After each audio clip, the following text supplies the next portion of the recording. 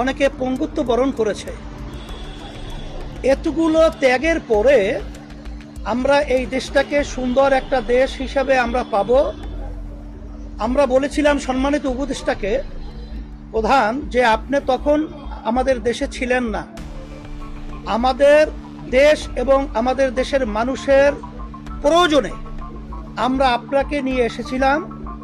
আমরা একত্রে সুন্দর দেশ গড়ার লক্ষ্যে মাঝখানে চলার পথে আপনি হয়তোবা কষ্ট পেয়েছেন বা আপনাকে কাজ করার সুযোগ দেওয়া হচ্ছে না, বিভিন্ন কায়দায় মানসিক ব্রেন বিভিন্ন ধরনের টর্চার আপনার উপরে চলছে, এটা আমরা অনুভব করছি।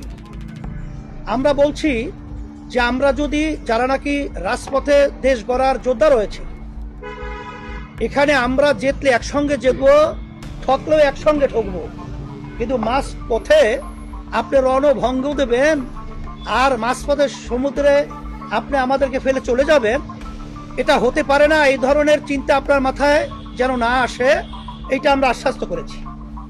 আর সাথে সাথে আমার ভাই তো বলেছেন যে আমরা প্রয়োজনীয় সংস্কার যদি না হয়, জাতির যে একটা প্রত্যাশা সুষ্ঠু একটা নির্বাচন, সেখানে পেশি শক্তি, সেখানে কালো টাকার দৌরাত্ম্য সহ বিভিন্ন পর্যায়ে ঘাপটি মেরে যারা নাকি নির্বাচনকে